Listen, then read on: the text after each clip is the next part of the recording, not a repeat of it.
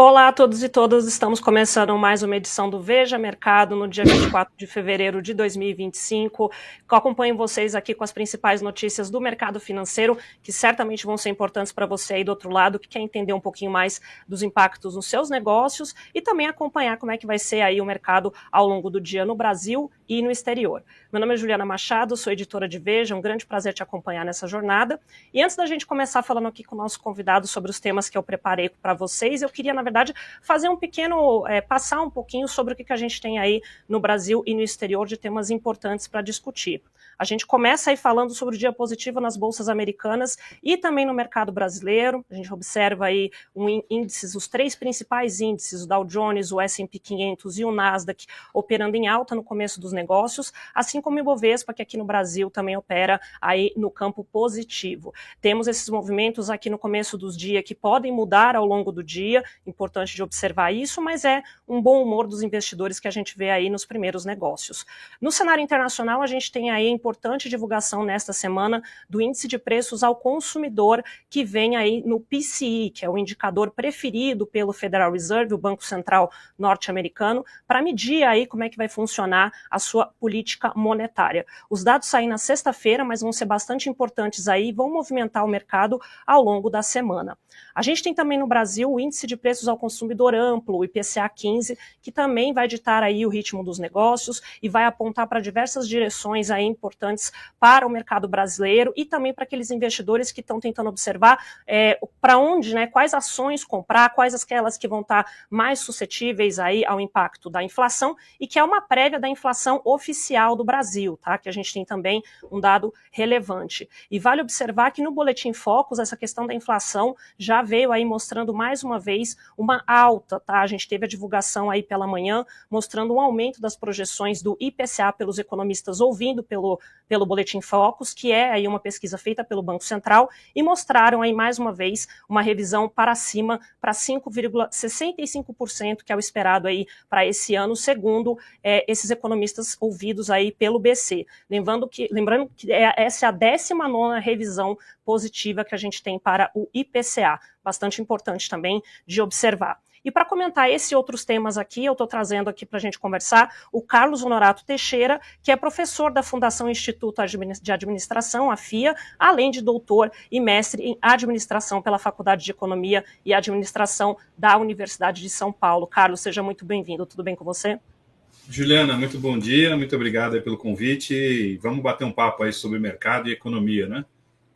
Com certeza, estamos aqui para falar disso e queria começar já perguntando em relação a essa projeção para a inflação que a gente viu o Banco Central trazendo aí no Boletim Focus, né? A gente tem o IPCA já esperado para 5,65%, já é a 19ª vez que a gente vê essa revisão positiva aí dos economistas para esse IPCA, que vem perturbando aí diversos indicadores, quando a gente analisa, né, dos indicadores, vem perturbando os investidores, porque uma inflação mais alta significa uma política monetária mais apertada, ou seja, juros mais altos, e isso acaba coibindo, né, a alta de ativos de risco, como é o caso da Bolsa de Valores, e privilegiando aí a renda fixa, né, sobretudo aqueles títulos ligados ao CDI, que reproduz justamente a taxa Selic, como é o caso até do Tesouro Selic, que é uma emissão feita aí pelo Tesouro Nacional. E queria justamente entender qual que é a sua leitura. A gente realmente deve ver esse IPCA aí se fortalecendo ao longo do ano e como que esse comportamento, né, deve de fato pautar e direcionar aí a política monetária no Brasil. Uhum.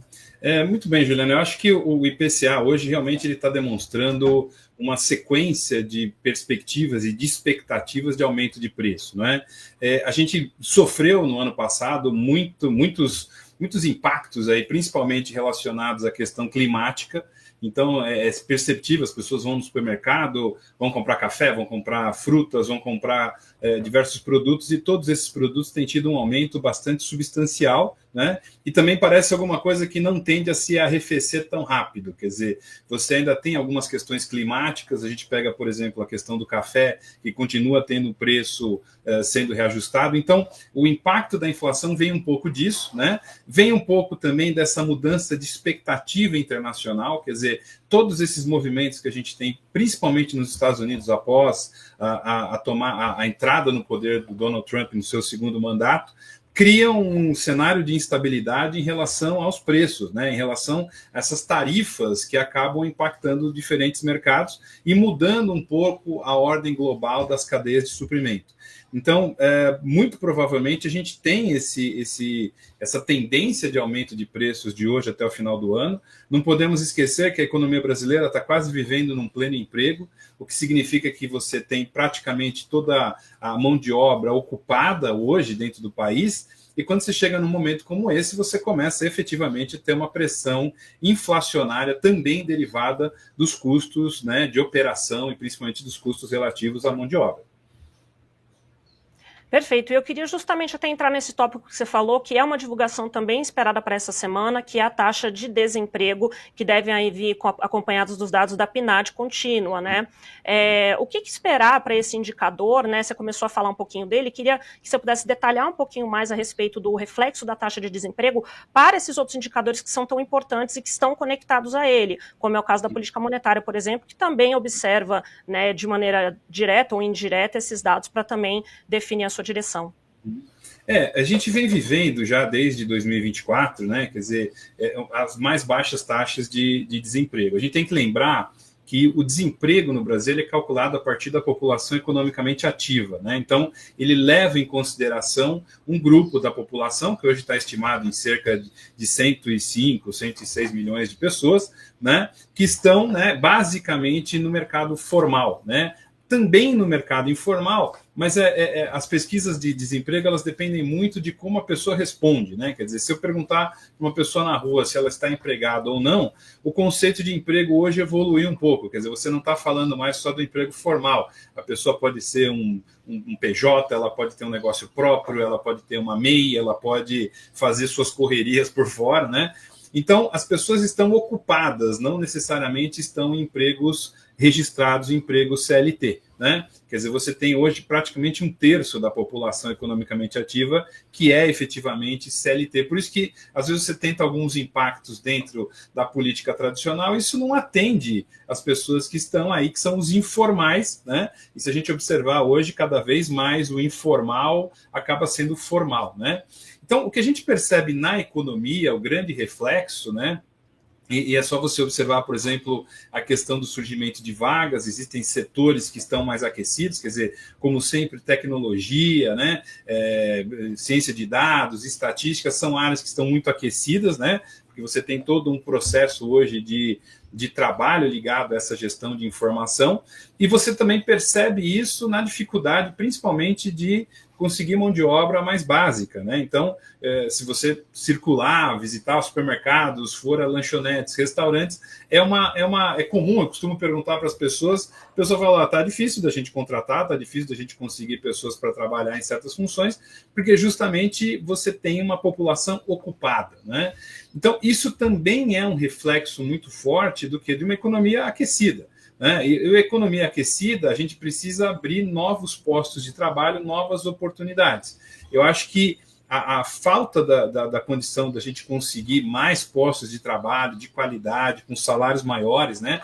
Os salários médios também, desde a pandemia até aqui, caíram de valor. Então, essa queda de valor também faz com que você tenha mais gente empregada, mas a renda média diminui, né?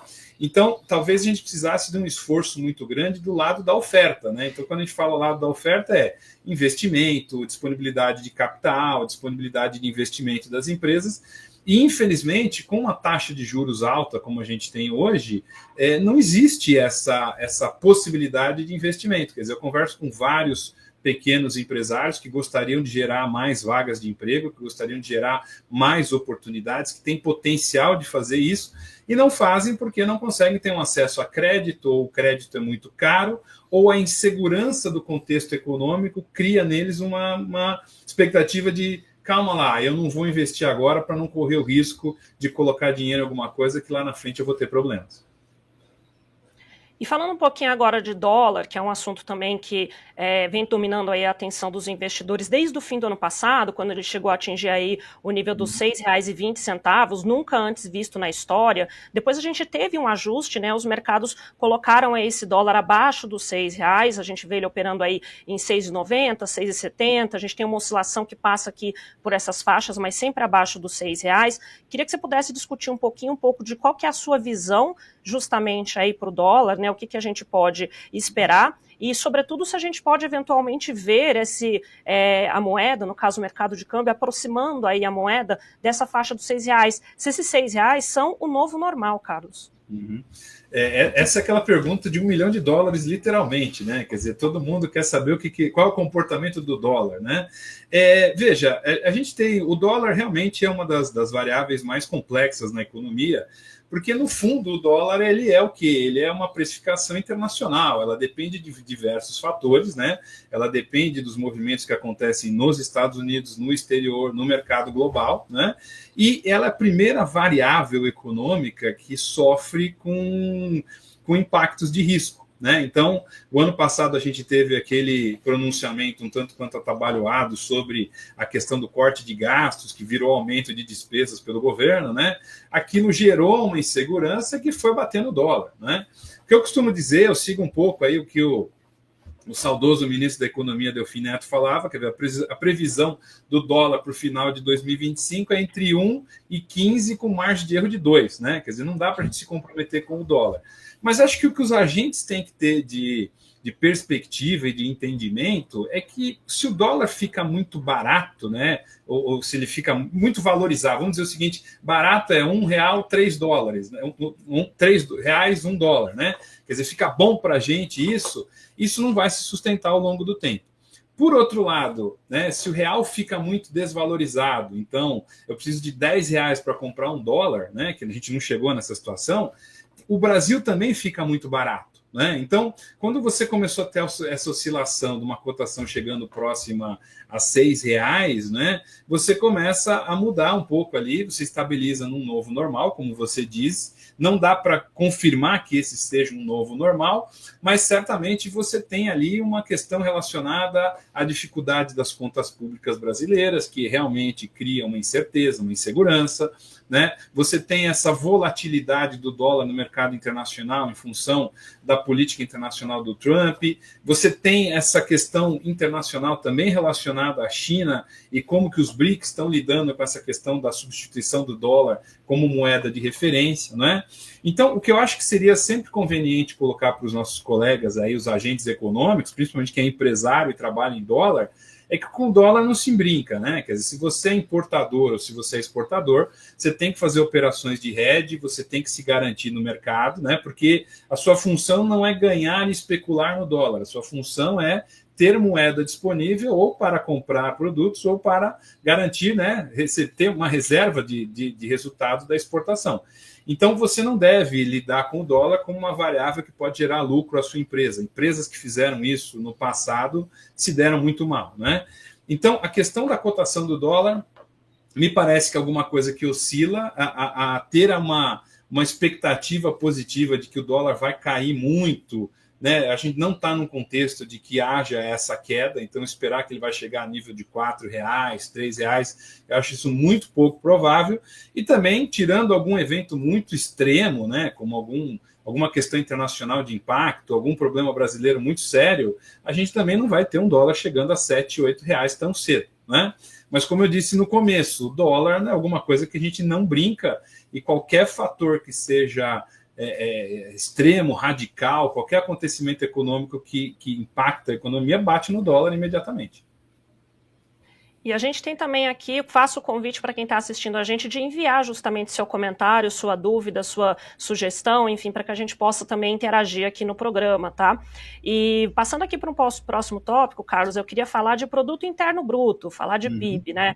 É uma divulgação que a gente tem prevista só para a semana que vem, mas como a gente sabe, os mercados tendem sempre a tentar antecipar essas informações, e o debate em relação ao PIB é bem importante, porque ele vai ser divulgado em relação ao quarto trimestre e 2024.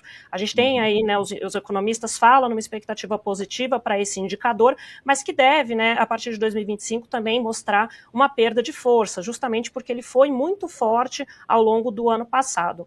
Eu queria que você pudesse falar um pouco disso, mas antes de tudo, queria até te perguntar sobre a segmentação do PIB. A gente tem 3 principais verticais aqui, né, agronegócio, né, da agroindústria, serviços e indústria. A gente tem aqui esses 3 segmentos, e enquanto a gente deve ver um agro muito forte, a gente tem uma expectativa de serviços e indústria indo não tão bem. Queria saber se essa também é a sua visão, né, por que isso acontece, e o que esperar, no fim das contas, para esse indicador, que vai ser bem importante aí, marcando 2024. Uhum. As expectativas estão indicando aí um crescimento forte de 3,2%, 3,8% para 2024, que é uma visão de retrovisor, concorda comigo? É de um fato que já aconteceu. Muito boa notícia, excelente, mas a gente tem que olhar para frente o que tem de acontecer. Em relação aos segmentos, né, nós vivemos aí quase, eu diria, uns 40 anos de uma dificuldade estrutural gigante nessa composição do PIB. Tá? Isso não é desconsiderando o PIB do agronegócio, que é o setor que praticamente tem salvado a economia brasileira nesses últimos 30 anos. Quer dizer, em alguns momentos em que a gente teve problemas mais sérios, quem salvou foi o agro. Né? A gente tem uma expectativa de uma safra recorde de soja, nós aparentemente já somos o primeiro produtor mundial de algodão, né? Milho, né? A questão da pecuária também, nós somos muito fortes. Quer dizer, o Brasil do agro é um Brasil que realmente tem uma capacidade de competição, de desenvolvimento, né, seja principalmente internacional. Quer dizer, nós colocamos tecnologia dentro, né? Talvez a nossa dificuldade crônica é a questão da infraestrutura ferroviária, rodoviária, para fazer o transporte do que a gente produz, né? Não menos importante é a indústria e serviços, né? E basicamente, quando o agro deu uma engasgada aí 2 anos atrás, 1 ano atrás, os serviços é que sustentou isso. Só que toda a sustentação do nosso PIB está sempre em cima do lado da demanda, né? Que é o lado do quê? Do consumo, é o lado das pessoas comprando produtos, né? A gente precisa ter um enfoque muito forte do lado da oferta. E parece que nenhum governo consegue fazer isso. Quer dizer, quando a gente fala em enfoque do lado da oferta, é o quê? Eu tenho que ter condições contratuais de ambiente de negócio que funcionem melhor, eu tenho que ter uma condição tributária mais fácil, eu tenho que ter acesso a crédito, né? Então, a gente está sempre, e esse discurso eu repito há muitos anos, e acho que vários economistas repetem há muitos anos, quer dizer, a gente tem uma dificuldade crônica em gerar oferta, né? Nós precisamos ter investimento no país para sair dessa armadilha do crescimento do voo de galinha, né? Que é o nosso teto. A gente cresce aí 3% e a galinha já começa a pousar de novo, porque a gente não tem mão de obra, não tem infraestrutura, não tem várias necessidades da oferta, né, para fazer esse crescimento acontecer. Então, de novo, acho que é muito importante a gente observar que o agro acho que pode ser um grande exemplo de tecnologia, de desenvolvimento, de inovação, de agilidade que a gente precisaria levar para outros segmentos, né? E talvez fazer alguns benefícios aproveitando essa transformação global aí que o Trump está proporcionando, né? Essa coisa que a gente não sabe muito bem como vai parar, de ter setores em que a gente também tem que fazer renascer aqui no Brasil, tornar mais competitivos e ir para o mercado internacional com mais força, né? Eu acho que a gente precisa olhar com mais atenção nisso. Nós gastamos, principalmente o governo, gasta muito dinheiro com salário, com manutenção da máquina que é ineficiente, né? Ok, temos que ter as pessoas trabalhando lá, não estou questionando isso, mas a gente precisa destinar a parte desse recurso, né? Nós pagamos muito imposto e muito pouco vai para a economia, né? A economia real aí que precisa produzir empregos, indústria, comércio e tudo mais, né? Precisamos melhorar isso. Quer dizer, se você vai comprar um carro hoje, o custo de um carro, além de ser absurdo, o custo do financiamento, o custo dos impostos são gigantescos. Então, qualquer segmento que a gente vai olhar, a gente tem o mesmo problema. Vamos falar de Estados Unidos agora, para a gente poder encaminhar aqui para essa importante discussão aí de um país que tem tudo a ver conosco, né, e que deve ditar aí também o ritmo dos ativos por aqui. A gente tem na cena internacional um indicador muito importante, que é o índice voltado para os gastos de consumo pessoal, né? É um índice de inflação, ele não é como o índice de inflação ao consumidor, exatamente, que é o CPI, é um outro indicador, mas eles têm esse indicador que chama PCE, que é justamente o preferido, né, o que é mais observado pelo Banco Central americano, Federal Federal Reserve para tomar suas decisões de política monetária, né? A gente acompanhando esse dado, Carlos, o que a gente tem a observar nele? Como é que ele deve se comportar aí nessa divulgação e eventualmente nas próximas? Que tendência que você vê para ele? E, sobretudo, qual é o efeito disso para a política monetária nos Estados Unidos? Uhum. As observações que a gente tem acompanhado é que esse índice realmente vai ter um aumento, né, de 0,5%, chegando próximo numa estimativa anual acumulada de 3%, que para os Estados Unidos é um valor relevante, principalmente esse 0,5% de aumento, ele é relevante no universo de 3%. Né? Ele está distante ainda do que aconteceu durante o pós-pandemia, aí, até o início de 2024, quando você chegou a ter um índice na faixa de 9%. Né? Isso é uma coisa curiosa, porque quando a gente observa os Estados Unidos, né, diferente do Brasil, os Estados Unidos não sabiam viver com essa questão inflacionária. Né? Se você observar os comentários das pessoas do ano passado ou 2023, quer dizer, havia um desespero ali em relação à inflação, coisa que nós brasileiros já estamos acostumados, né? Em parte porque no Brasil a gente ainda tem uma economia indexada, né? Quer dizer, se você aluga uma casa, aluga um apartamento, todo ano vem um reajuste, isso é indexação. Nos Estados Unidos você não tem essa indexação, então as relações comerciais entre as pessoas são relações de contrato. Eu combino com você um preço, ao final de um ano eu renegocio esse contrato com você, ou renegocio ou mantenho, né? Mas eu não tenho um índice de reajuste. Então, há um sinal aí de que a economia continua forte nos Estados Unidos, quer dizer, quando você compara com os outros países desenvolvidos, aí, toda a Europa, que está atrapalhada, Japão, tudo mais, os Estados Unidos é o país que está tendo a maior crescimento em termos de crescimento econômico, né? Também um pouco dessa pressão inflacionária, e a partir do que você me perguntou, quer dizer, o próprio Fed, o Banco Central americano já indicou que não tem tendência de abaixar mais a taxa de juros. Né? Quer dizer, ele já percebe que a economia americana está num ritmo de atividade forte, né? Que você começa a ter alguma pressão inflacionária e muito provavelmente eles já vão deixar ali, pelo menos nos próximos meses, a taxa de juros estável, porque ela estabilizando um pouquinho mais alta, ainda assim impede que você tenha essas pressões inflacionárias. Vamos lembrar que nos Estados Unidos essa questão da tradição do Banco Central independente é muito mais forte que no Brasil, né? Então ali, se precisar aumentar juros, se precisar fazer alguma coisa, eles farão. Agora, essa política monetária nos Estados Unidos, você diria que ela tem uma força aí para se sobrepor eventualmente à questão da inflação no Brasil para a política monetária brasileira? Ou o foco realmente do BC vai ser com a inflação e a questão, né, internacional eventualmente ficando em segundo plano? Quando você fala o BC é o brasileiro, né? O nosso Banco Central. Exato. Veja, nós vivemos aí de duas posições importantes. Quer dizer, quando a gente define a taxa de juros, a gente está olhando para a questão fiscal, né? Porque ela é importante para captar recursos para o governo, né? E foi aquilo que você havia comentado no início da entrevista. Hoje, a renda fixa acaba sendo muito apetitosa, né? Porque as pessoas tendem a sair do risco, por exemplo, do mercado de capitais da Bolsa, para ir para a renda fixa, né? Por quê? Porque a taxa de juros está muito alta, né? Os títulos do governo estão muito altos. Então, o governo tem que se financiar de alguma forma, ele acaba aumentando a taxa de juros, né? Tem a ver isso com a questão do câmbio, quer dizer, o que é a questão do câmbio? Se o câmbio começa a ficar muito desvalorizado, né? Se a gente tem uma pressão inflacionária pelo lado do câmbio, eu vou ter que aumentar juros para trazer dinheiro de fora.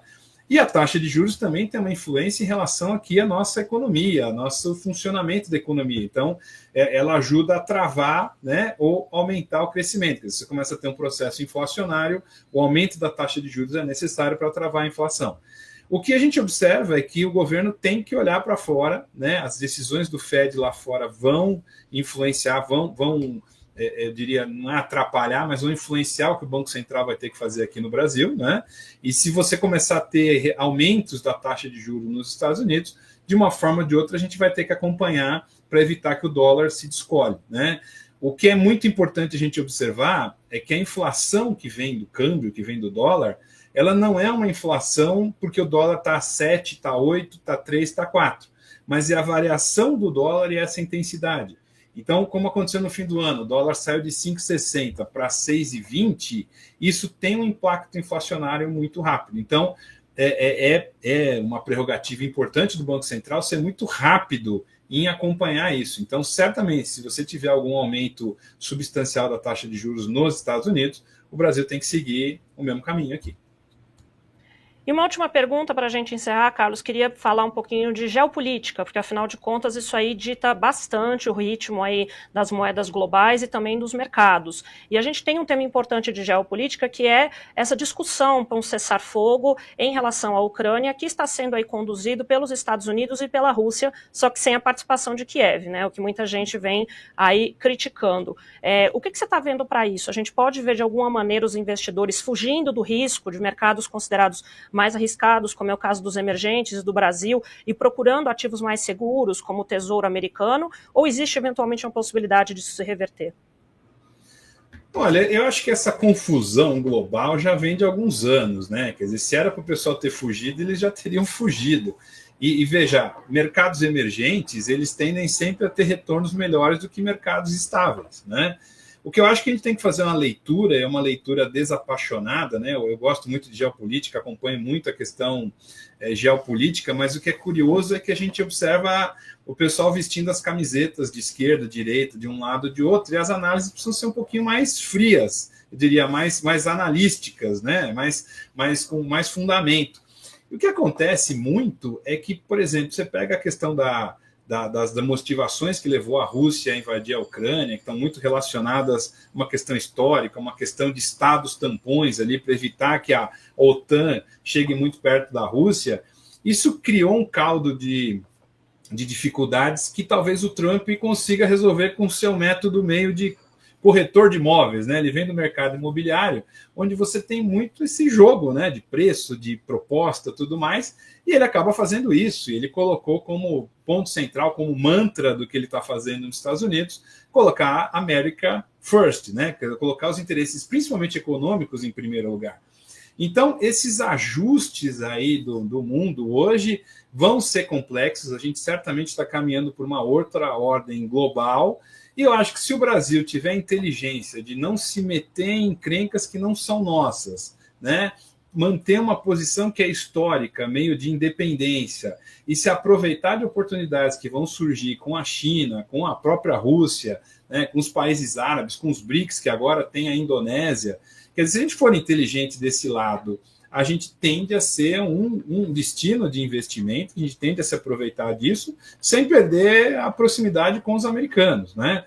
Quer dizer, a política do Trump de colocar tarifas pode afetar muito mais eles do que nós, né? No sentido de gerar inflação, de gerar desemprego, de gerar dificuldades lá dentro do próprio Estados Unidos. Então, se a gente for um pouquinho pragmático, que é o que a China é, né, e colocar no nosso lugar, quer dizer, a gente não tem que se meter na guerra da Ucrânia, porque nós não temos nem força, nem visibilidade geopolítica e nem importância nesse conflito.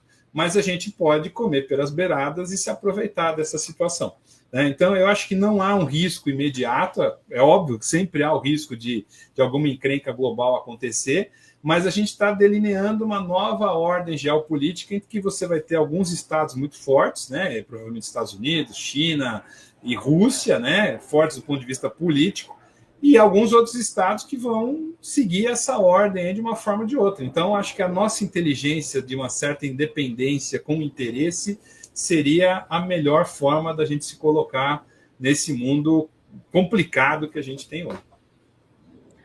Carlos Honorato Teixeira, professor da Fundação Instituto de Administração, a FIA. Carlos, muito obrigada pela participação. Eu agradeço a todos, tenham uma boa semana, depois um bom carnaval, e vamos torcer para que os indicadores sejam bons, né? Um grande abraço a todos. E você fica mais um pouquinho comigo para a gente falar das notícias do dia. Queria, antes de mais nada, aqui agradecer ao José Alves Fernando Filho, dando um bom dia para nós de São Luís do Maranhão. Muito bom dia, José. Espero que você esteja acompanhando aí bem o nosso conteúdo, esteja gostando e esteja sendo útil também para você, para todos que estão assistindo também. Queria aqui colocar um pouquinho de Bolsa de Valores. Vamos falar aqui de abertura, né? A Bolsa já está funcionando, a gente tem os primeiros negócios já rodando. Ainda um movimento tímido, tá? Ele deve pegar força aí ao longo do dia e também pegar força em termos de volume financeiro. A gente tem no começo sempre volumes financeiros mais baixos, o que significa que tudo pode virar até o fim da sessão. Mas temos aí um movimento positivo do Ibovespa perto da estabilidade, na verdade, né? 0,06% de alta, o índice na faixa de 127 mil pontos, que foi um nível conquistado na última semana, um nível importante quando a gente faz análise aí pelos investidores que olham análise técnica e outros que olham aí para as tendências, né, no caso técnicas do Ibovespa.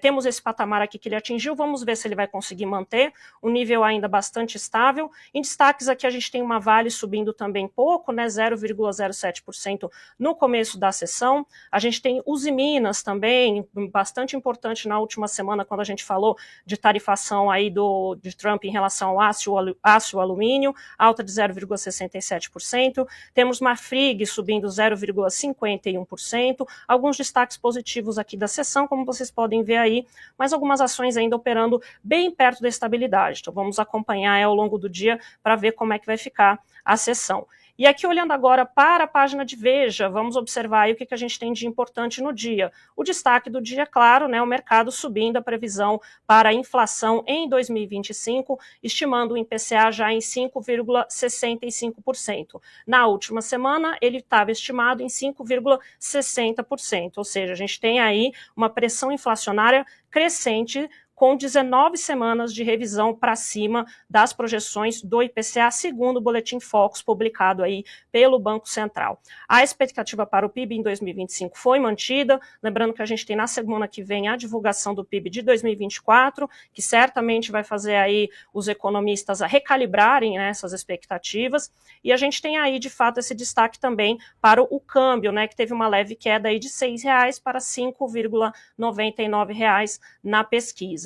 Esses dados compilam aí justamente o que os economistas estão esperando. A gente tem para IPCA, tem para juros e PIB, para Selic o mercado vendo aí, né, uma estimativa de 15% da Selic, 15% ao ano em 2025 e 12,5% em 2026. De fato, é uma Selic ainda em 2 dígitos, o que é bastante importante, né, quando a gente fala justamente de impacto para os mercados, sobretudo renda variável. Afinal de contas, quanto maior aí a Selic, né, a taxa básica de juros no Brasil, menor a demanda dos investidores em linhas gerais por ações, né?